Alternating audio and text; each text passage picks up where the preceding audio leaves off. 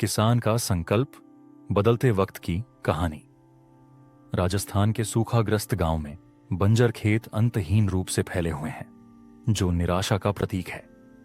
संघर्षरत किसानों के बीच रमेश नाम का एक विनम्र व्यक्ति रहता था, जो पीढ़ियों पुराने कृषकों के परिवार में पैदा हुआ था। रमेश ने बार बार फसल खराब होने के कारण अपने पिता की निराशा और अंततः मृत्यु देखी थी।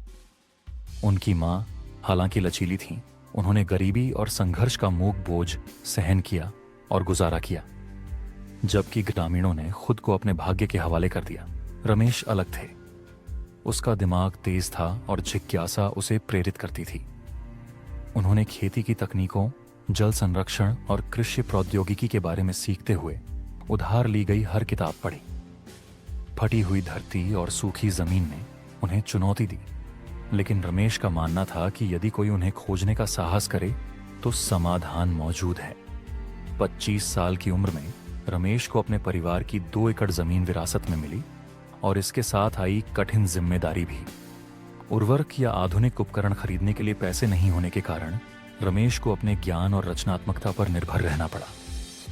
जब उन्होंने जमीन बदलने की बात कही तो गांव वालों ने उनका मजाक उड़ाते हुए कहा, सपने से फसल नहीं उगती रमेश।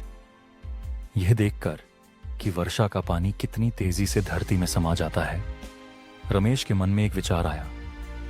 उन्होंने अपने खेतों के चारों ओर खाइयां खोदना शुरू कर दिया, पानी को उस मिट्टी तक पहुंचाने के लिए चैनल बनाए जहां इसकी सबसे अधिक आवश्यकता थी। जब बारिश आती थी तो उसके खेत हर बूंद को सोख लेते थे, जबकि पड़ोसी भूमि सूखी रहती थी। परिणाम एक छोटी लेकिन आशाजनक फसल थी, जिसने रमेश को अपने तरीकों पर विश्वास दिलाया। आगे बढ़ने का दृढ़ संकल्प करते हुए उन्होंने सौर ऊर्जा से चलने वाले पानी के पंप खरीदने के लिए अपनी मां की थोड़ी सी सोने की बचत बेच दी। उन्होंने सूखा प्रतिरोधी फसलों के साथ प्रयोग करना शुरू किया, जिनमें कम पानी की आवश्यकता होती थी, लेकिन कीमतें अधिक होती थीं। अगले वर्ष रमेश की आय दोगुनी हो गई, जिससे साबित हुआ कि उनके अपरंपरागत तरीके काम कर गए। अपने पड़ोसियों की निराशा देखकर उन्होंने अपनी तकनीक अन्य किसानों के साथ साझा करने का निर्णय लिया। एक स्थानीय गैर सरकारी संगठन की मदद से रमेश ने टिकाऊ कृषि पद्धतियां सिखाने के लिए कार्यशालाएं आयोजित की। सबसे पहले कई किसानों ने विरोध किया। उनके अपरीक्षित विचारों पर भरोसा करने को तैयार नहीं थे, लेकिन जैसे जैसे उन्होंने उसकी सफलता देखी, जिज्ञासा बढ़ी और कुछ ने उसके तरीकों को अपनाना शुरू कर दिया। 3 साल के भीतर रमेश की तकनीकों ने पूरे गांव के बंजर खेतों को बदल दिया। हरी भरी फसलों ने फटी धरती की जगह ले ली, जिससे संघर्षरत किसानों में आशा और समृद्धि आई। गांव वाले, जो कभी उसका मजाक उड़ाते थे, अब उसे एक उद्धारकर्ता के रूप में देखते थे। अपनी सफलता के बावजूद रमेश विनम्र बने रहे और इसके लिए टीम वर्क और स्वभाव को श्रेय दिया। परिवर्तन। रमेश ने नव प्रवर्तन नहीं किया था। उन्होंने एक ऐसे भविष्य की कल्पना की जहां प्रौद्योगिकी खेती में केंद्रीय भूमिका निभाए।